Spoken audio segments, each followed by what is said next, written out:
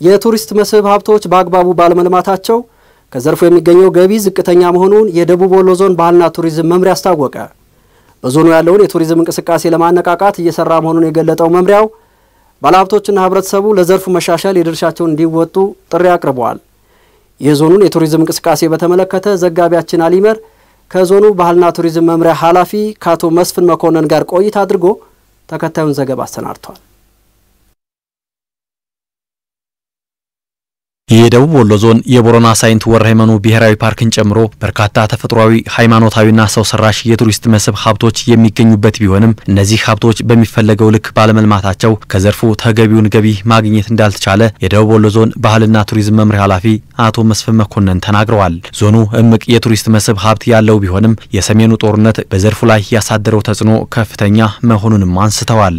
በጣም በርካታ ሀብት ቢኖርንም ይሄን ሀብት በአግባቡ አለማ በአግባቡ ባለመልማቱ የተነሳ እንደ ዞኑ ማግኘት ያለበትን ኢኮኖሚ ከቱሪዝም ዘርፉ ያገኘ ነው ብለን አናምን። በዚህ ደረጃ ላይ መሰራት ያለባቸው ጉዳዮች ቢኖሩ የመጀመሪያው ጉዳይ የመሰረተ ልማት ተደራሽነቱ ነው። እንግዲህ እንደ ደቡብ ወሎ ዞን አብዛኞቹ የዞናችን ወረዳዎች በጣም የመንገድ ተደራሽነቱ በጣም መሰረታዊ ችግር ያለበት ነው። ብዙዎቹ ደግሞ የቱሪስት መስህብ ቦታዎቻችን ከመንገድ የራቁ መሰረተ ልማት ያልተሟላላቸው ኤሌክትሪክ መስመር የሌላቸው የበቂ የሆነ ምቹ የሆነ ትራንስፖርት የማይገባባቸው ደረጃውን የጠበቁ የአገልግሎት ሰጪ ተቋሞች የሌሉባቸው ከመሆኑ ጋር ተያይዞ እነዚህ ትኩረት ዘርፎች ላይ መሰረታዊ ችግር አለ ብሎ መውሰድ ይችላል። የሰላም ሁኔታ በራሱ ዞናችን ቱሪዝም ዘርፍ ላይ ከፍተኛ የሆነ ተጽዕኖዎች የነበሩበት ሁኔታዎች አሉ። በዞኑ በርካታ የቱሪስት መስህብ ሀብቶች ቢኖሩም በተለይ በሀገር ውስጥ ጎብኚዎች የተጎበኙት ግን ሃይማኖታዊ የቱሪስት መስህቦችና ብሔራዊ ፓርኮች መሆናቸውንም አቶ መስፍን ገልጸዋል። ከፍተኛው ቁጥር የሚይዘው በዞናችን የግሸን ደብረ ከርቤ ዓመታዊ ንግስ በዓል ነው። በእስልምናውም ዘርፍ ስንመጣ የመውሊድ በዓል በስፋት የሚከበርበት ዞን ነው።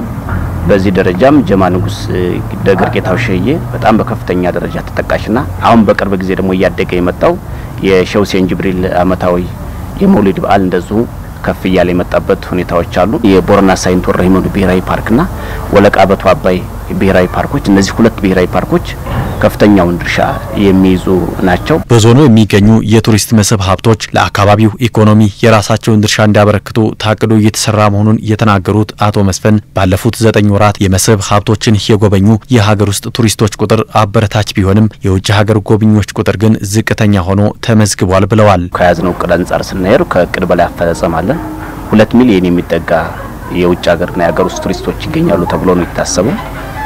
እስከ 9 ወር አፈጻጸማችን ድረስ ወደ 2.5 ሚሊዮን የሚጠጋ የሀገር ውስጥና የውጭ ሀገር ቱሪስቶች ወደ ዞናችን የመጡበት ሁኔታዎች ነው ያለው። በ9 ወር ውስጥ ከ40 የማይበልጡ ቱሪስቶች ናቸው ዞናችንን መጥተው የጎበኙት የውጭ ሀገር ቱሪስቶች ቁጥር ማለት ነው። የኮሮና ወረርሽኝን ጨምሮ የሰሜኑ ጦርነት በቱሪዝም ዘርፍ ላይ መቀዛቀዝ የፈጠሩ ቢሆንም ባለፉት 9 ወራት ከታቀደው በላይ ገቢ መገኘቱን የተናገሩት አቶ መስፍን በቀጣይ የዞኑን የቱሪስት ዘርፍ ለማነቃቃት በትኩረት እየተሰራ መሆኑንም ገልጸዋል። ወደ 250 ሚሊዮን የሚጠጋ ገንዘብ ይገኛል ተብሎ ነው የታቀደው በ9 ወሩ። ከዚህ ውስጥ ወደ 265 ሚሊዮን የሚጠጋ ገንዘብ በ9 ወር ውስጥ ማግኘት የተቻለበት ሁኔታዎች ነው ያለው። በአዲስ አስተሳሰብ የቱሪዝም ዘርፉ ማነቃቃት መቻል አለብን በሚል ልዩ ትኩረት ተሰጥቶ እየተሰራ ነው። ገበታ ለትውልድም በቅርብ ጊዜ በዞናችን ላይ የሚጀምርበት ሁኔታ ነው የሚኖረው። ይሄንን በአግባቡ ተጀምሮ በአግባቡ እንዲጠናቀቅ ከማድረግ ጋር ተያይዞ ሁላችንም የድርሻችንን እንድንወጣ በደቡብ ወሎ ዞን ባህል ቱሪዝም መምሪያና በዞኑ ህዝብ ስም ለመግለጽ እወዳለሁ። መምሪያው ግንቦት 1 ቀን በድምቀት ለሚከበረው የተድባበ ማርያም ዓመታዊ የንግስ በዓልን ለማክበር የቅድመ ዝግጅት ስራ አጠናቆ ጎብኚዎችን እየጠበቀ መሆኑንም አቶ መስፍን ተናግረዋል።